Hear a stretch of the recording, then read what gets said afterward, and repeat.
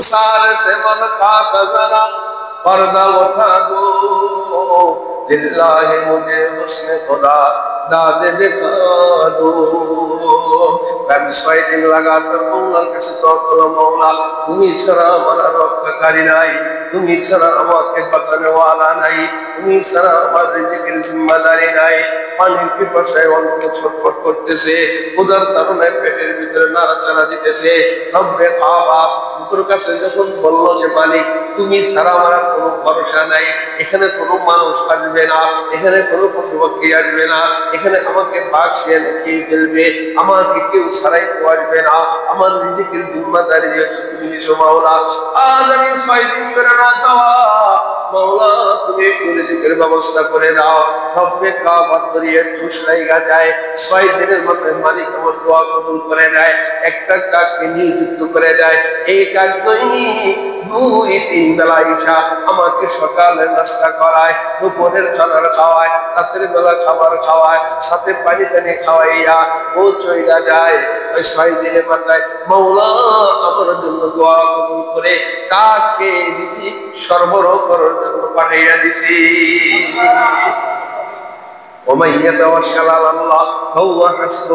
মনে করো মা আমার বাপ মা আমার শত্রু হয়ে গেছে, যাক আমার ভাই বোনেরা তারা আমার শত্রু হয়েছে, যেমন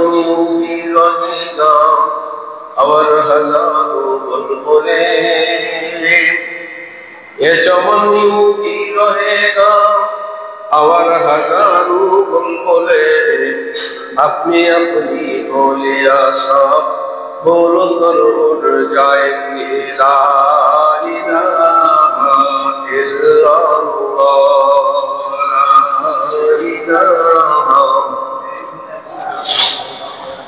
ला इलाहा इल्लल्लाह ला इलाहा ला इलाहा इल्लल्लाह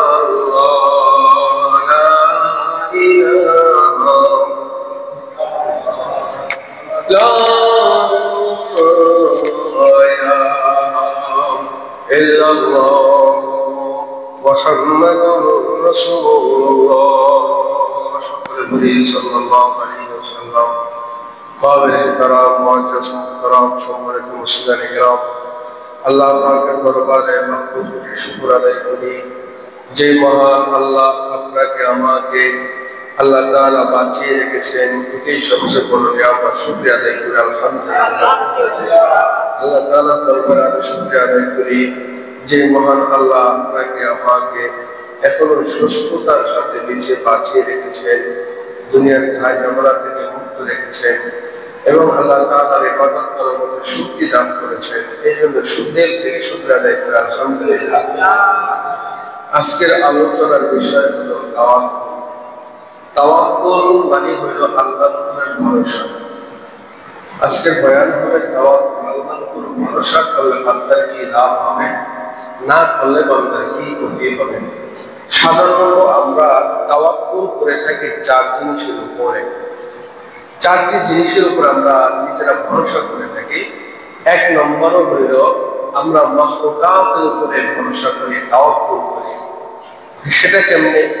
সেটা হলো কোনো মানুষ ধারণা করে আমার এই চাচা, আমার বাবা, আমার ভাই, আমার এই বোন যদি বেঁচে থাকে তাহলে আমার কোনো অসুবিধা নাই, আমার চলার জন্য কোনো সমস্যা নাই, কারণ আমার আব্বা বেঁচে আছে, তার অর্থ দিয়ে আমি চলতে পারবো, তার উপর তাদের ভর করে আমি আমার দুনিয়ার সব কাজ করতে পারবো। এই এক ধরনের তাওয়াক্কুল হলো মাখলুকাতের উপর ভরসা করা, যে আমার দল যতক্ষণ আছে আমার কোনো চিন্তা নাই, আমার দল আমাকে খানা খাওয়াবে, দল আমাকে টাকা দিবে, দল আমাকে পয়সা দিবে, দল আমাকে ইজ্জত সম্মান দিবে। এটা হলো এক ধরনের তাওয়াক্কুল। মানুষ করে না তাওয়াক্কুল যে আমার চাচা বেঁচে আছে, আমার বাবা বেঁচে আছে, আমার আর কোনো টেনশন। 2 নম্বর মানুষ তাওয়াক্কুল করে ধন সম্পদের উপরে, মাল টাকার উপরে।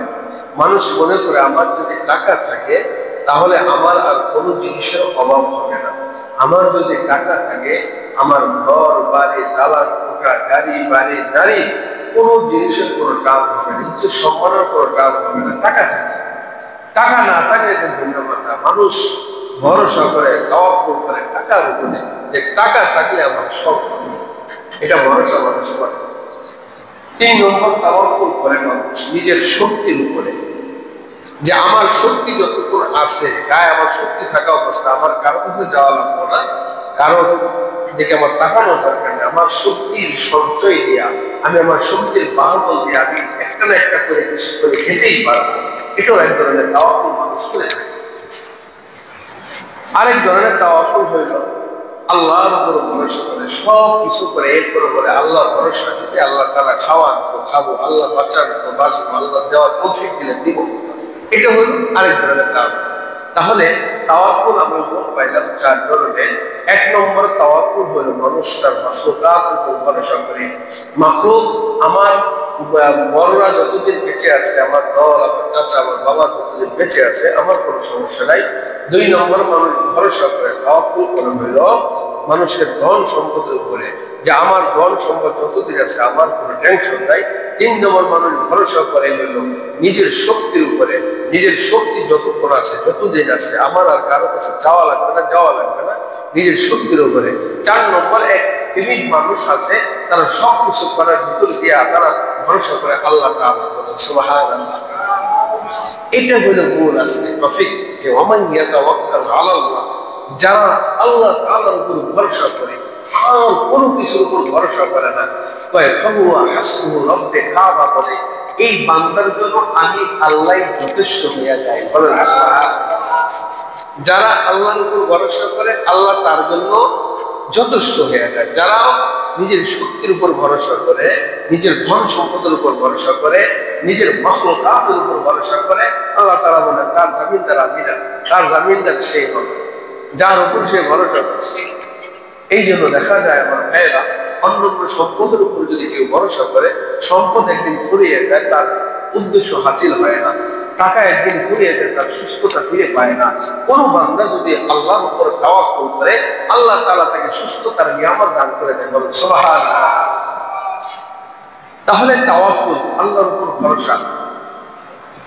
তাওয়াক্কুল কাকে বলে? কেউ কেউ বলেন আল্লাহ, তাওয়াক্কুল বলে এমন এক জিনিস যে দুনিয়ার সব দরজা ছাইরা দিয়া আল্লাহর দরজার উপরে, আল্লাহর দরজায় মুসাফিরের ন্যায়, কাঙ্গালের ন্যায় করে দেয়। এটাও এক ধরনের তাওয়াক্কুল। আবার কেউ বলে না, সব কিছুই আল্লাহর উপর ভরসা করে কাজ করা, যে আমার সব জিম্মাদারি আমার আল্লাহ। মেরে মুহতারাম ভাই, ওমান ইয়াতাওয়াক্কাল আলাল্লাহি ফাহুয়া হাসবুহু রব্বে জুল জালাল রব্বে কাবা, বলে কোন বান্দা যদি আমার উপর তাওয়াক্কুল করে, আমি মাওলা তার জন্য যথেষ্ট হয়ে যায়। সুবহানাল্লাহ। মেরে মুহতারাম ভাই, উদাহরণ না দিলে তো বুঝে আসবে না, দুনিয়াবি উদাহরণ শোনেন, এরপর হাদিসের উদাহরণ আমি আপনাকে দিব। কেউ যদি রব্বে কাবার উপর ভরসা করে, মালিক তারে না খাওয়া রাখে না, মালিক তারে মাইরাও ফেলায় না। হযরত মালিক ইবনে দিনার রাহমাতুল্লাহি আলাইহি একজন বুজুর্গ ছিলেন, মালিক ইবনে দিনার। তিনি হজের যাত্রা আরম্ভ করেছেন। হজের যাত্রার সফর অবস্থায় দেখেন একটা কাক উড়াল দিয়া তার সামনে দিয়া ছোটে করে 2টা রুটি লইয়া তার সামনে উড়াল দিয়া সামনে যাচ্ছে। মালিক ইবনে দিনার ছিলেন বড় আহলুল্লাহ, মালিক ইবনে দিনার ছিলেন বড় পেশওয়ালা, মালিক ইবনে দিনার ছিলেন বড় বুজুর্গ। তিনি চিন্তা করলেন, কাক রুটি নিয়ে উড়াল দিয়া সামনের দিকে যায়, কোনো না কোনো রহস্য এর ভিতরে আছে।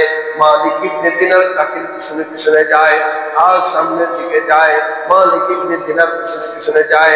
কাক যাইতে যাইতে জঙ্গলের ভিতরে, এক বাগানের ভিতরে চলে গেল। মালিক ইবনে দিনার পিছনে পিছনে চলে গেল।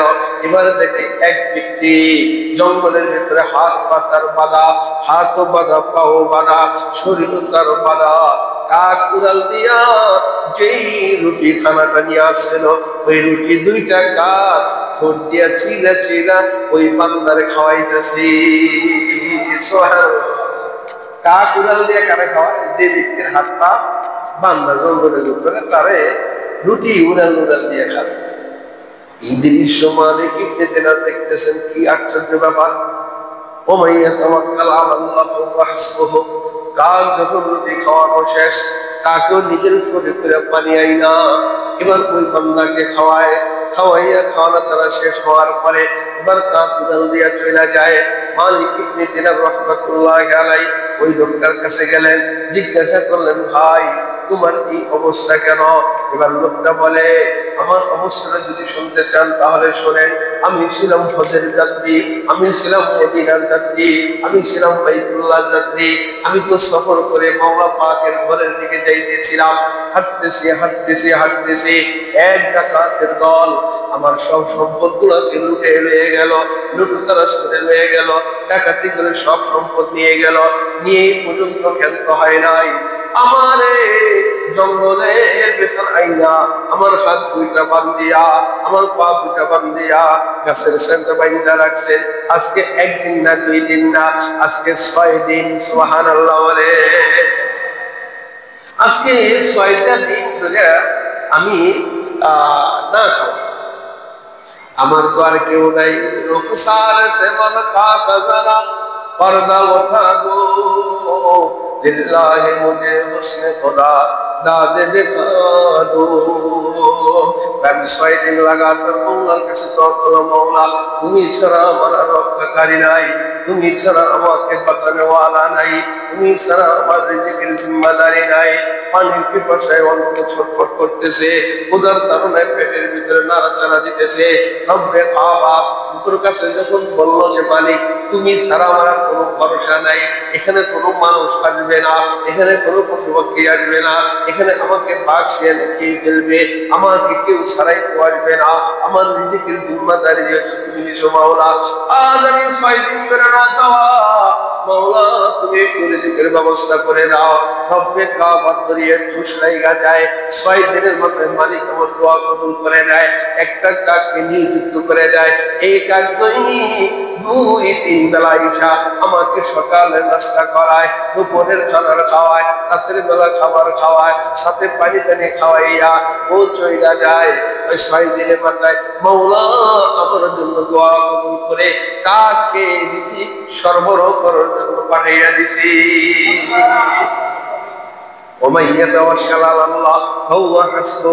মনে করো আমার বাপ মা আমার শত্রু হয়ে গেছে যাক, আমার ভাই বোনেরা আমার শত্রু হয়েছে যাক, আমার বংশগত সব শত্রু হয়ে গেছে যাক, আমার পার্বতী আমার শত্রু হয়ে গেছে যাক, তুমি আল্লাহর উপরে ভরসা করো। ছোট্ট একটা ব্যবসা নিয়ে বসে যাও, ছোট্ট একটা রিজিকের তালাশে হয়ে যাও, আল্লাহ তাআলা তোমাকে ওখান থেকে এমন রিজিক দিবে যেটা হইলো তুমি কল্পনাও করতে পারবা না। কারণ রিজিক মাওলা সব রাখছেন উপরে। তুমি যখন মাওলার উপর ভরসা করো, মাওলার উপরে কোনো জিনিসের তামান্না করো, মাওলা উপর থেকে রিজিক তোমার জিম্মাদারিতে পাঠাইয়া দেয়। সুবহানাল্লাহ। মেরা মুহতারাম, হাদিসের আরেকটা ঘটনা চলে আসলো। ইয়ামান সফর থেকে, ইয়ামান দেশ থেকে 300 সাহাবী আল্লাহ রাসূলের দরবারে আসে মদিনায়। ইয়া রাসূলুল্লাহ, আপনার দরবারে থাকতে চাই। নবীজি জায়গা করে দিলেন মদিনার 10-12 কিলোমিটার দূরে, ওখানে অবস্থান করো। যখন যা প্রয়োজন হয়, যখন কোনো অসুবিধা হয় আমাকে জানাইও।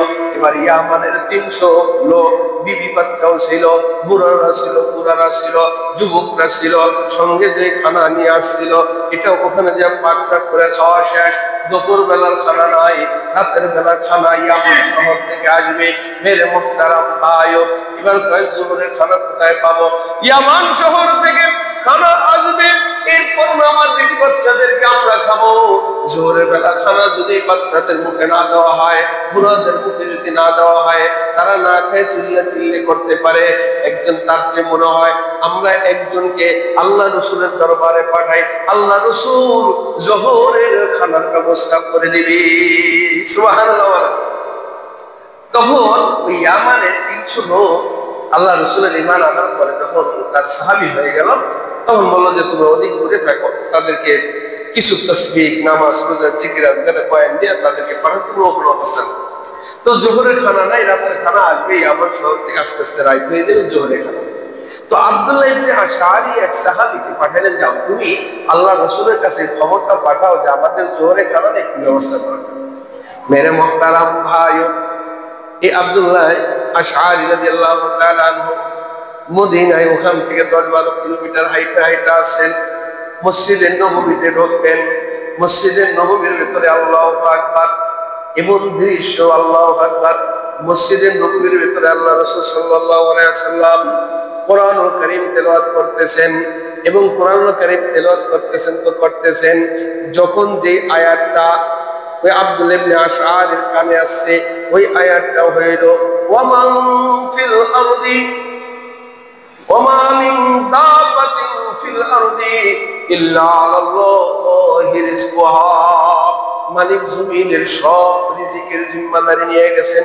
জমিনে যত পশু পাখি বাস করে, জমিনে যত জিন ইনসান বাস করে, জমিনে যত কীট পতঙ্গ বাস করে, সব জিম্মাদারির মালিক কে?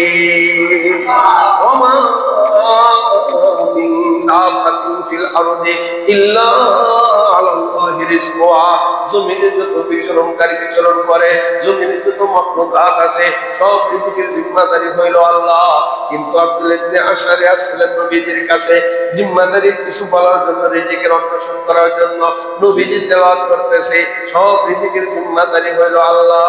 এই কথাটা যখন তিনি শুনলেন, কয় না, নবী তো রিজিকের জিম্মাদারি না, নবীর কাছে তো কোনো রিজিক নাই, যেহেতু মালিকের কাছে রিজিকের ব্যবস্থা। এবার মসজিদের নববীর পাশে বৈশা এবার আল্লাহর কাছে দোয়া করে, মাওলা রিজিক যেহেতু তোমার ভান্ডারে, মাওলা তুমি আমাদের 300 লোকের জন্য জোহরের রিজিকের ব্যবস্থা পাঠাইয়া দাও। সুবহানাল্লাহ। দোয়া করে চলে গেছে আল্লাহ রাসূলের কাছে, কয় নাই যে আমাদের জোহরে খানা নাই। কি এমন দিলাম, ওয়া মিন দাবাতিন ফিল আরদি ইল্লা আলাল্লাহি রিজকুহা। এবার সাহাবায়ে কেরাম বলল, হ্যাঁ বলছিলেন, কয় হ্যাঁ, যার কাছে বলার দরকার বলছি। সাহাবারা মনে করলো যে হ্যাঁ, আল্লাহ রাসূলের কাছে পাঠাইছি, যেহেতু আল্লাহ রাসূলের কাছে বয়ান করছে, আল্লাহ রাসূল এর একটা সমাধান করবে। তিনি বললেন, যার কাছে বলার দরকার তার কাছে আমি বয়ান করে আসছি, কিন্তু রিজিক তো আসতেছে না। রিজিক সব জোহর চলে যায়, রাতের বেলা চলে যায়, আবার পরের দিন চলে যায়, রিজিক তো আসতেছে না। তুমি কি বলো নাই? হ্যাঁ হ্যাঁ, আমি তো বলেছিলাম। এবার কিছু 2-1 দিন পরে 2জন লোক আসে, বিশাল এক খামচা লইয়া, এক খামচার ভিতরে গোশত আর এক খামচার ভিতরে রুটি। এবার আয়েশা যখন সাহাবায়ে কেরামের সামনে দিল, এত সুস্বাদু, এত মজাদারের খানা, এত সুন্দর গরম রুটির খানা কোনোদিন আর কোনোদিন দেখে নাই, কোনোদিন কল্পনাও করে নাই, এর স্বাদ কোনোদিন কেউ পায় নাই। পেট ভরে খাওয়া দাওয়ার পরে কিছু রয়ে গেল। এবার আল্লাহ রাসূলের দরবারে সবাই সিদ্ধান্ত নিল, এই খাবারগুলো নষ্ট করে লাভ নাই, খাবারগুলো আল্লাহ রাসূলের দরবারে পাঠাইয়া দিই। আল্লাহ রাসূলের দরবারে অন্য 2 সাহাবী দিয়া পাঠাইয়া দিলেন। আল্লাহ রাসূল আর বললেন যে, তোমরা বইলো, আপনি যে খানা পাঠিয়েছেন এই খানার মজা দুনিয়ার কোন রুটি আর গোশতের ভিতরে আমরা কোনোদিন পাই নাই। সুবহানাল্লাহ। যে খানা আল্লাহ রাসূল পাঠাইছেন, এই খানা আমরা পৃথিবীতে কোথাও পাই নাই। খানা খুব মজা হয়েছে, ইয়া রাসূলুল্লাহ, বাকি অংশ আপনার জন্যই আছে। আল্লাহ রাসূলের দরবারে আসলেন, বয়ান করলেন, ইয়া রাসূলুল্লাহ, খানা পাঠাইছেন, ও বলছে কিছু নিয়ে আসছে।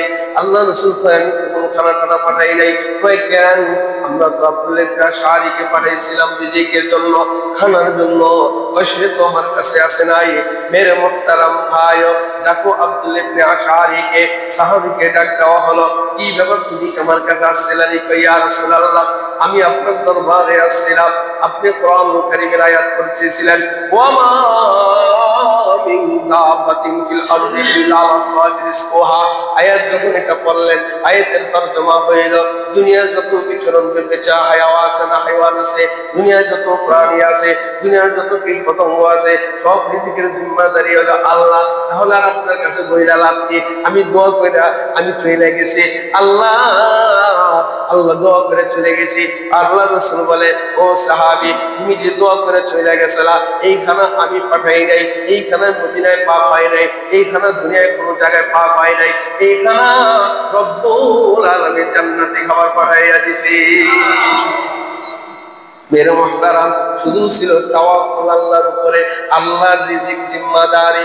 মেরে মুহতারাম ভাই, বয়ান তো করতে যায় মনে পড়ে গেল, আমার নবী যে মসজিদের নববীতে বয়ান করতেছেন, বয়ান করতে করতে এক সময় আয়াত চলে আসলো, আয়াত চলে আসলো, ওমাইয়া তাওয়াক্কাল আলাল্লাহ ফাহুয়া হাসবুহু। এই কথা বললেন না, শোনেন, তাওয়াক্কুল নিয়ে আজকে বয়ান চলতেছে। আল্লাহর উপর যদি কেউ ভরসা করে, আল্লাহকে যদি কেউ ভরসার মালিক বানায়া দেয়, আর কোনো কিছুর অভাব হতে পারে না। নবীজি বয়ান এক আয়াত তেলাওয়াত করলেন, ওমাইয়া তাওয়াক্কাল আলাল্লাহ, ওমাইয়া তাওয়াক্কাল আলাল্লাহ। আয়াতের তরজমা, কেউ যদি আল্লাহর উপর ভরসা করে, ফাহুয়া হাসবুহু, আল্লাহ তাআলা তার জন্য যথেষ্ট হয়ে যায়। নবীজির সঙ্গে এক সাহাবী ছিল, খুব নবীজির সঙ্গে সব সময় থাকতো। আয়াতে কারিমা যখন পড়ল, যে নবী বললেন, যে আল্লাহ তাআলা বললেন, নবী তেলাওয়াত করলেন, আল্লাহ তাআলার জন্য কেউ যদি আল্লাহর উপর ভরসা করে, আল্লাহ তার জন্য যথেষ্ট হয়ে যাবে। সাহাবীরা চিন্তা করলো, আমি এবার জঙ্গলে চলে যাব, আমি একাগ্রতা ময়দানে চলে যাব, আমার রিজিক দেখি কেমনে আল্লাহ খাওয়ায়, ওখানে কেমনে পৌঁছায়, আমি আর রিজিকের অন্বেষণ করব না। নবীজির সোহবত ছাড়িয়া কিছুদিনের জন্য তিনি জঙ্গলে চলে গেলেন, কিছুদিনের জন্য তিনি নিরিবিলি চলে গেলেন, আস্তানায় চলে গেলেন, যেখানে কোনো মানুষ নাই, যেখানে কোনো বিশ্ব নাই। তিনি ওই জায়গায় চইলা এবার ধ্যান করতেছেন, জিকির করতেছেন, মুরাকাবা করতেছেন, লা ইলাহা ইল্লাল্লাহ মুহাম্মাদুর রাসূলুল্লাহ, লা ইলাহা ইল্লাল্লাহ, লা ইলাহা ইল্লাল্লাহ। মালিক তুই ছাড়া আমার আর কেউ নাই। এবার মালিককে শুধু ডাকে, মালিককে শুধু জপে, মালিকের নাম শুধু নেয়, মালিককে শুধু ডাকতে আরম্ভ করে দেয়। মাঝে মাঝে মুরাকাবা করে, করতে করতে করতে করতে এবার 14 দিনের খানা চলে যায়। 14 দিন 14 বেলার খানা এখনো পর্যন্ত ওই সাহাবীর পেটে ঢোকে নাই। কারণ তিনি রাসূলের সোহবত ছাড়িয়া তিনি ময়দানে চলে আসেন, তিনি জঙ্গলে চলে আসেন, তিনি নিরিবিলি চলে আসেন। মাওলার হাতে যেহেতু রিজিক, মাওলা আমার রিজিক কেমনে খাওয়ায়, আমি মাওলা পুত্র দিয়ে হাত দিয়ে যদি রিজিক না খাওয়ায়, আমি আর আমার নিজ হাত দিয়ে রিজিক অন্য খাবো না। এই সিদ্ধান্ত নিয়ে তিনি যখন চলে গেলেন, 14 বেলা খানা নাই। এবার রব্বে খাবার পায়া হয়ে যায়, রব্বে খাবার রব্বে জুল জালাল। এবার আল্লাহু আকবার বৃষ্টির ফেরেশতাদেরকে নির্দেশ করে, ও বৃষ্টির ফেরেশতারা, আহো আমার সাহাবী, আমার বান্দা আমার উপর ভরসা কইরা আজকে 14 বেলা ধরে না খাওয়া রয়েছে, পানির চোটে পিনির পিপাসা লাগছে, কিন্তু আমার কাছে বলে না, পেটে ক্ষুধা লাগছে আমার কাছে বলে না, আমি নাকি তার নিজ হাতে খাওয়াই দিব। এই জিম্মেদার, এই জিম্মেদার, এই ভরসায় তিনি এখানে বসে আছে। বৃষ্টি বর্ষণ কর। বৃষ্টি বর্ষণ আরম্ভ হয়ে গেল। বৃষ্টি হইতে হইতে হইতে হইতে এক হাত হয়ে যায়, ভাই আরো বৃষ্টি বর্ষণ কর। বৃষ্টি হইতে হইতে কোমর পর্যন্ত হয়ে যায়। ওই সাহাবী যেখানে বসা ছিলেন, তার পানি হইতে হইতে মুখ পর্যন্ত হয়, ভাই তাতেও হবে না। ওই পানি হইতে হইতে মুখ পর্যন্ত হয়, মুখ পর্যন্ত বরাবর যখন আসে, রব্বে খাওয়া বলে, ও আমার বান্দা, তোমার সামনে পানি হাজির, তুমি পানি পান করো। কারণ তুমি বলছিলা নিজ হাত দিয়ে পানি পান করবা না, আমি খাওয়াই দিব। তোমার মুখের কাছে পানি নিয়ে আইছি, তুমি এবার পান করো। সুবহানাল্লাহ। এক ব্যক্তির জন্য বৃষ্টির পানি দেয় মুখ বরাবর, এবার মুখ সাহাবী মুখের বুজবুক রাখায় রাখছে, আমার মাওলা আমার না খাওয়াইলেন, এর খাবো না। পানি এবার ওঠা আরম্ভ করে যায়, হুকুম হয় আরেকটু বাড়ো। এবার পানি উঠতে উঠতে নাক বরাবর বাইরে যায়। এবার নাকের উপরে যখন ওঠা আরম্ভ করে দিয়েছে, সাহাবী কয়, না না না না, আমার মুখ যেহেতু বন্ধ করছে, নাক আর বন্ধ করা যাবে না, এখান দিয়ে পানি উঠে যাবে, কান দিয়ে পানি ঘুরে যাবে। পানি পান করা শুরু করে দিলেন। সুবহানাল্লাহ। পানি যখন পান করলেন, রব্বে খাওয়া খুশি হয়ে গেলেন, এই বান্দা তুই পানি পান করছো। জিবরাইল আলাইহিস সালামকে হুকুম দেয়, জিবরাইল, আরে জান্নাত থেকে শুধু যেই সেই জান্নাত না, জান্নাত তো বানাইছেন দারুল জান্নাত, দারুল জিনাত, দারুল খুলদ। আল্লাহু আকবার। বানাইতে বানাইতে আল্লাহ তাআলা 8টা জান্নাত বানাইছেন। সর্বোচ্চ জান্নাত হলো জান্নাতুল ফেরদাউস। রব্বে খাওয়া জিবরাইল আলাইহিস সালামকে হুকুম দেয়, জিবরাইল, এই জান্নাতুল ফেরদাউস থেকে সুন্দর সুস্বাদু ফল লইয়া যাও, সুস্বাদু খাবার লইয়া যাও। এই খাবারগুলা আমার বান্দার সামনে পানির উপর ভাসায় ভাসায় পাঠাইয়া দাও। সুবহানাল্লাহ। নেই একটা দোষ পাইছে, যেটা হলো আপনারা সুবহানাল্লাহ আলহামদুলিল্লাহ কিছু বলেন না, আল্লাহু আকবার ধ্বনিও দেন না। এই একটা দোষ আপনাদের ভিতরে আছে। সুবহানাল্লাহর জোরটাকে একটু বেশি দেওয়া যাবে, তাহলে একটু জোরে দেন সুবহানাল্লাহ। জান্নাতে 1টা গাছ হয়ে গেল, আরো জান্নাতে 2টা গাছ হয়ে গেল, জান্নাতে 3টা গাছ হয়ে গেল, জান্নাতে 4টা গাছ হয়ে গেল, জান্নাতে 5টা গাছ হয়ে গেল। সুবহানাল্লাহ লাগবেন জমিনে, গাছ হবে জান্নাতে। সুবহানাল্লাহ বলবেন জমিনে, গাছ হবে জান্নাতে। আলহামদুলিল্লাহ বলবেন জমিনে, গাছ হবে জান্নাতে। আল্লাহু আকবার বলবেন জমিনে, গাছ হবে জান্নাতে। সুবহানাল্লাহ তাসবিহগুলো বলবেন, আলহামদুলিল্লাহ তাসবিহ বলবেন, আল্লাহু আকবার তাসবিহ বলবেন, কখনো নারায়ে তাকবীরের তাসবিহ বলবেন। জান্নাতের গাছগুলো হয়ে যাবে, কারণ জান্নাতে যে ফল খাইতে হইব। সুবহানাল্লাহ বলেন। আপনি কত চাষ করবেন, আপনার বাগানে মাওলা তেমন ফল লাগাইয়া দিব। তো এবার মেরে মুহতারাম ভাই, জান্নাতি ফল দুনিয়ার ফলের মতো নেই। বলেন দুনিয়ার ফলের মতো? হায় হায় হায় হায়। আরবে যারা গিয়েছেন, আরবের ফলের মালটার রস কেমন, বাঙালির মালটার রস কেমন, আরবের ফলের মিষ্টতা কেমন, বাংলাদেশের ফলের মিষ্টতা কেমন, আকাশ পাতাল ডিফারেন্স। আরব দেশের খেজুর খাইলে মন বইরা যায়, দুনিয়ার খেজুর খাইলে বুক জাম লাইগা যায়। কথা কোন ঠিক কিনা? এটাই হইল পার্থক্য। রব্বে খাওয়া বলে নবীজি বয়ান করে, মালা আইনুন রাত ওয়ালা উযুনুন সামিয়াত ওয়া আলা খাতার আলা কলবি বাশার। এমন ফল বান্দা করে দিব, না কোনোদিন চোখে দেখছো, না কোনোদিন খাইছো, না কোনোদিন কল্পনায় উপলব্ধি করতে পারবা। এমন মজা কেমনে হয়? সুবহানাল্লাহ। তো খানা এবার আল্লাহ জিবরাইলের মাধ্যমে পানির উপরে ভাসাইয়া পাঠাইয়া দিছে। মুখের কাছে যখন আসছে, আরে খুঁজবো কি খুঁজবো, এটা তো জান্নাতুল ফেরদাউসের খাবার, এটা তো জান্নাতুল ফেরদাউসের নাস্তা। এবার পাইয়া বান্দা তাড়াহুড়া করতেছে, যেহেতু 14 বেলা খানা না খাওয়া। এবার বান্দা যখন তালাশ শুরু করে দিছে, তাড়াহুড়া শুরু করে দিয়েছে খানা খাওয়ার জন্য। আল্লাহ খানা খাওয়া শুরু করেই দিছে, খানা খাওয়া আরম্ভ করেই দিছে। এবার অদৃশ্য জগৎ থেকে আওয়াজ আসে, বান্দা তুই তো বলেছিলে, তুই তো বলেছিলে, আমার উপরে ভরসা করেছিলে, আমি না খাওয়াইলে তুই খাবি না। এ বান্দা, তুই যদি একটু সবর করতি, আমি মাওলা আমার কুদরতে হাত দিয়া লক্ষ্য বানাইয়া তোরে খাওয়াইয়া দিতাম।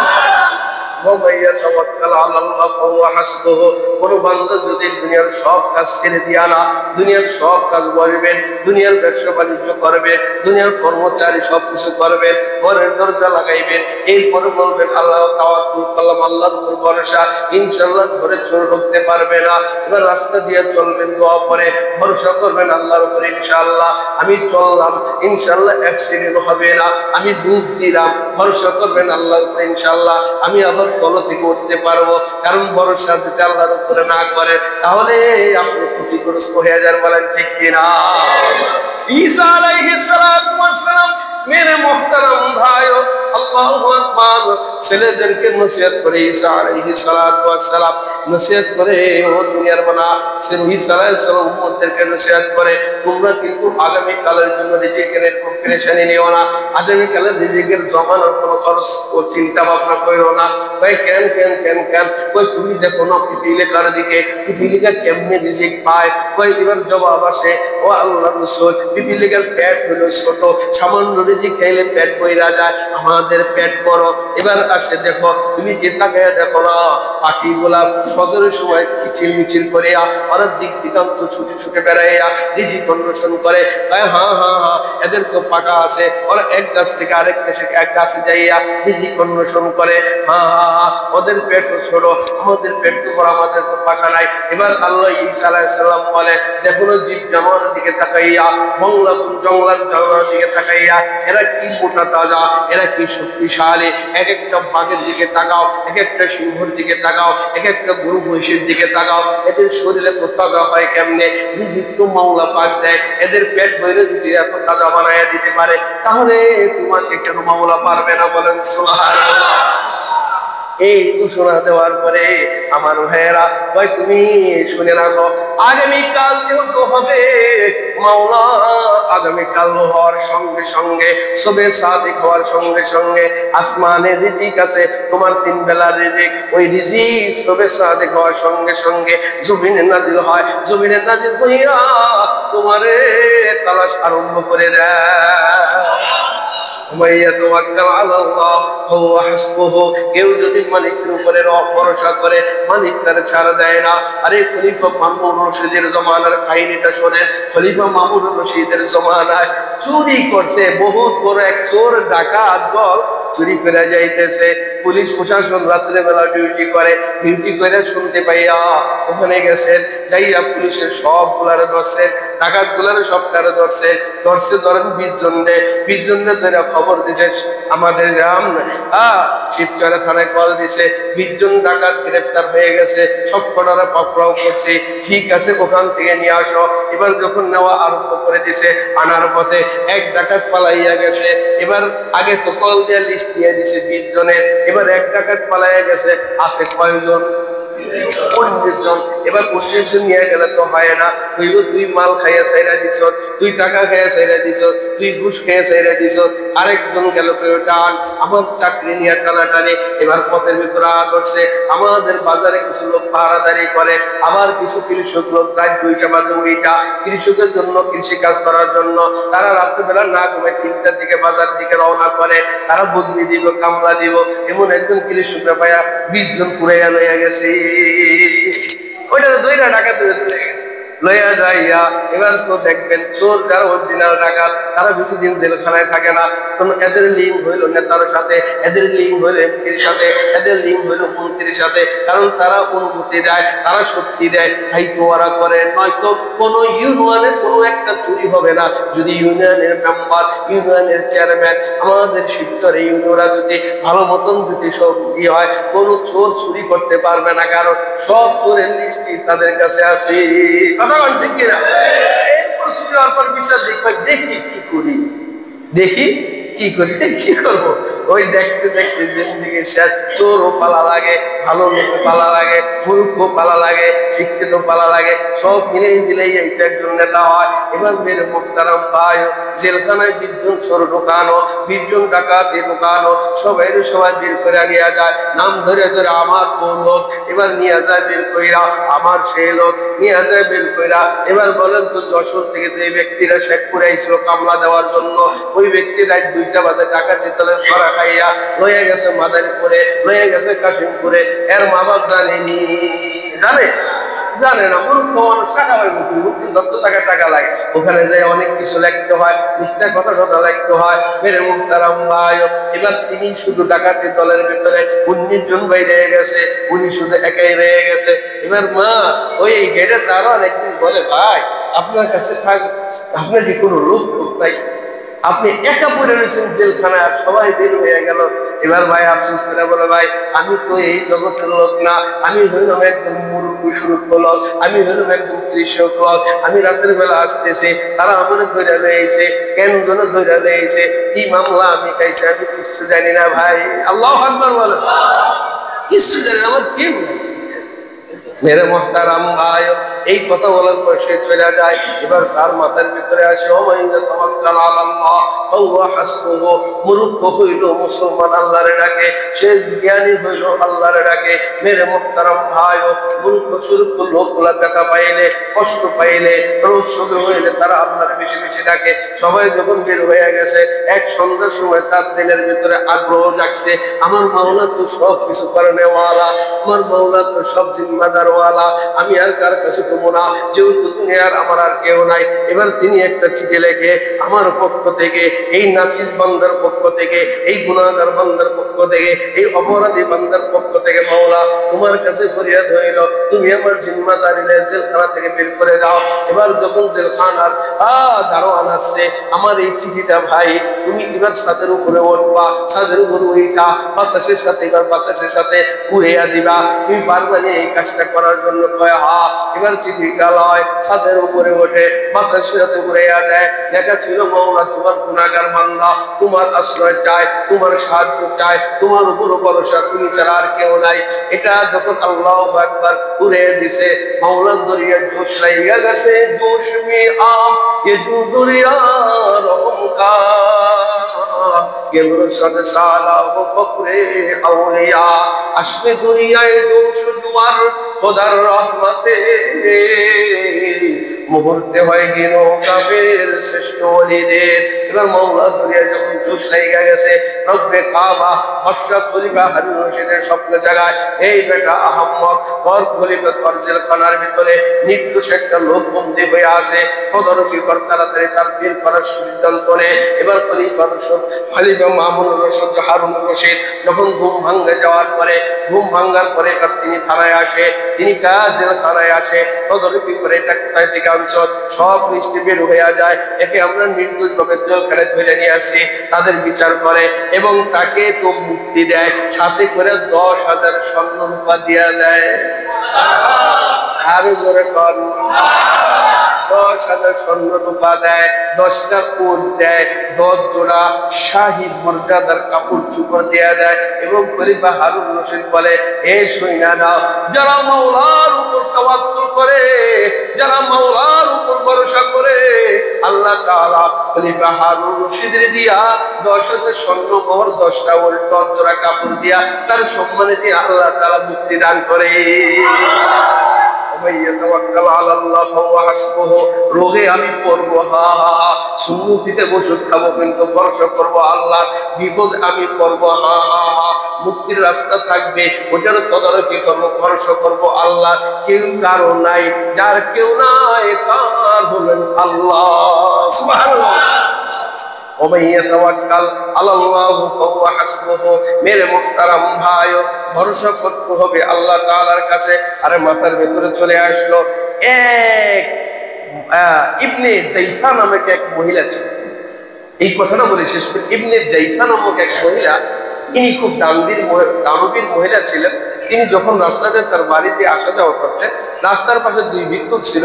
তারা একজনে বলতো যে আল্লাহ, মোনাজাত করতে, আল্লাহ এই জাইফার খরচ করার পরে যে বাইরে যে অংশগুলা থাকতো, অতিরিক্ত অংশগুলা তুমি আমারে দান করিল। আর আরেকজন দোয়া করতো, আল্লাহ তুমি আমার রিজিকে যা রাখছো, তুমি আমার কাছে তোমার রিজিকের উপর ভরসা, তুমি যা আমার রিজিক সেটাই তুমি আমার কাছে পাঠাই, আল্লাহ তোমার উপরে ভরসা করি। এই দোনোটা দোয়া, দোনোটা কথা ওই জাইফা নামক মহিলা যাওয়া আসা করে কানে শুনে। শোনার পরে একদিন ওই জাইফা মহিলাটা প্রতিদিন কি করলেন, এবার নিয়ম তান্ত্রিক দেওয়া আরম্ভ করে দিলেন। যে ব্যক্তি আল্লাহর উপর ভরসা করতো, যে আল্লাহ তোমার উপর ভরসা, তুমি যা পাঠাও তার উপরে সন্তুষ্ট। তো এই জাইফা তার কর্মচারীদের 2টা রূপা তার জন্য পাঠিয়ে দিত। আর এই যে জাইফা মহিলার উপর ভরসা করতো যে আল্লাহ তার ব্যবহার করার পর যা অতিরিক্ত হয় সেগুলো আমার জন্য তুমি পাঠিয়ে দাও। তো তিনি মায়ের রাখতো, মায়া করার কারণে তিনি একটা মুরগি বোনা করতেন। মুরগি বোনা করে মুরগিটার ভেতরে ফাইদা, ওটার ভেতরে 10টা করে স্বর্ণ রূপা দান করতেন। দারুণ সিলাই দিয়া এই যে জাইফার নামে দোয়া করতো, জাইফার উপর ভরসা করতো, সম্পদ তার কাছে। তো প্রতিদিন 8-10 দিন দেওয়া করতো। 10 দিন দেওয়ার পরে আর এই যে যার কাছে মুরগিটা পাঠাইতো, এই মুরগিটা পাশের ওই ভিক্ষুকের কাছে ওই যে 2টা রূপা দান করতো, ওই 2টা রূপার বিনিময়ে বিক্রি করে। তো বিক্রি করে দিলে এই লোকটা প্রতিদিন ওর মুরগি কিন্তু বাড়িতে যে মুরগিও খাইতো, ভেতরে ফাইরা দেখতো 10টা করে স্বর্ণ রূপা। সুবহানাল্লাহ। এই লোকটা আল্লাহর উপর ভরসা, আল্লাহ তুমি যা পাঠাও, আর এই পাঠাতো যে তার উপর ভরসা। তো 10 দিন পর দুজনে ডাক দিছে, কি ব্যাপার, তুমি তো 100 স্বর্ণ মুদ্রার মালিক হয়ে গেলা, আর সে তো মাত্র 10টার উপর মালিক হয়ে। না, আমি তো 100 স্বর্ণ মালিক হতে পারি। কেন, তুমি কি মুরগি পাও নাই? হ্যাঁ পাইছি। তারপরে মুরগি আমি 2 রুপিয়ার বিনিময়ে আমি তার কাছে বিক্রি করে ফেলাইছি। এবার ওই জাইফা মহিলা বলে, এই কর্মচারীর সৈনারে, ওই মানুষটা আল্লাহর উপর ভরসা করছে আর ও আমার উপর ভরসা করছে।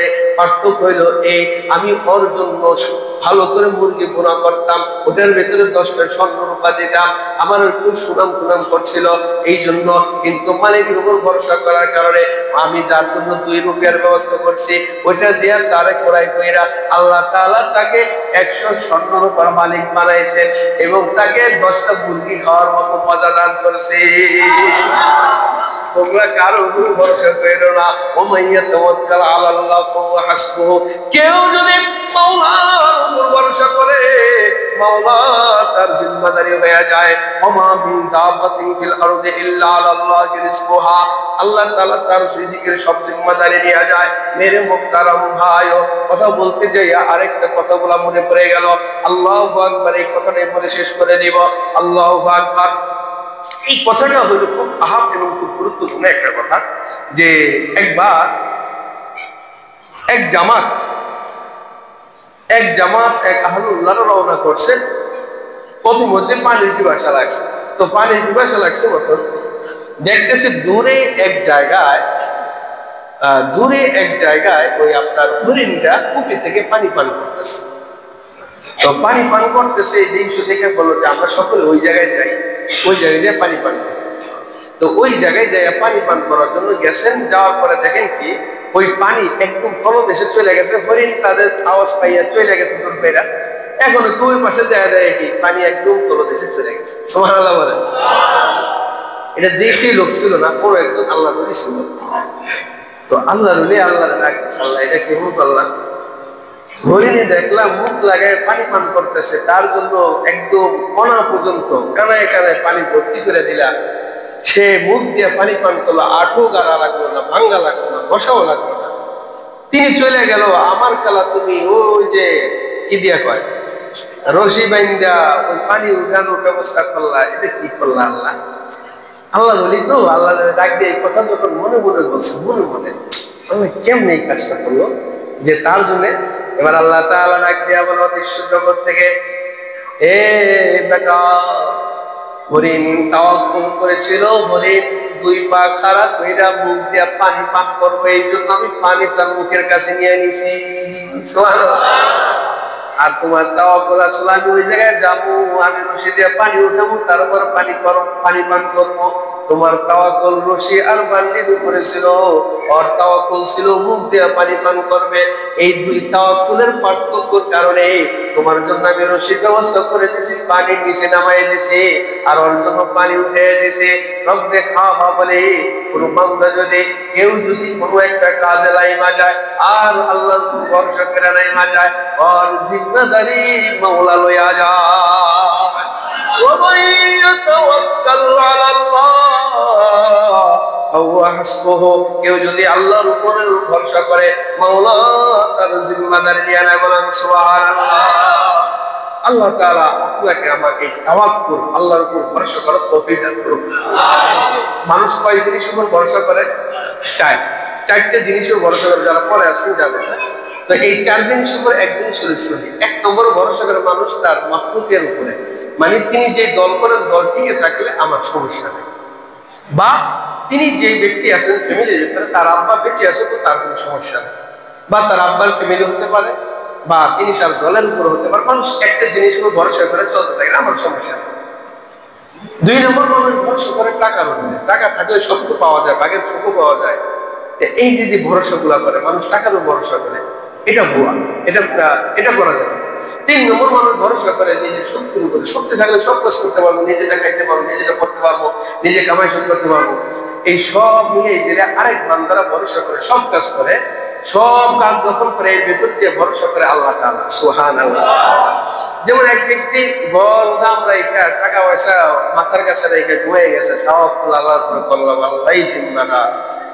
এই তাওয়াক্কুল শরীয়তের উপরে নিষেধ। তোমাকে দরজা দিছে, ঘর দিছে, ঘরের এবার জানলা আটকাবা, ঘরের শিকল আটকাবা, ঘরের কপাট আটকাবা, এরপরে আল্লাহর উপর ভরসা করবে, ইনশাআল্লাহ আল্লাহ তাআলা এই মালের হেফাজত আল্লাহ তাআলা করবে। সুবহানাল্লাহ বলেন। এটার নাম হলো তাওয়াক্কুল। কইলা না বান্দা আল্লাহর কাজ করবে, আপনারাও কাজ করবেন। তো আহলুল্লাহর কাজ করতে যে সব ভরসা আল্লাহর উপর করে, আর আপনার আমি আমার মালের উপরে, শক্তির উপরে, ব্যক্তির উপরে আমরা ভরসা করি। এটাই হলো পার্থক্য। আমরা সব কিছু বাদ দিয়া আল্লাহর উপরে ভরসা করবো, ইনশাআল্লাহ। আল্লাহ তাআলা আপনাকে আমরা আমল করার তৌফিক দান করুন। আখির দাওয়ানা আলহামদুলিল্লাহ। হ্যাঁ, দাওয়াত হলো কোন দাওয়াত?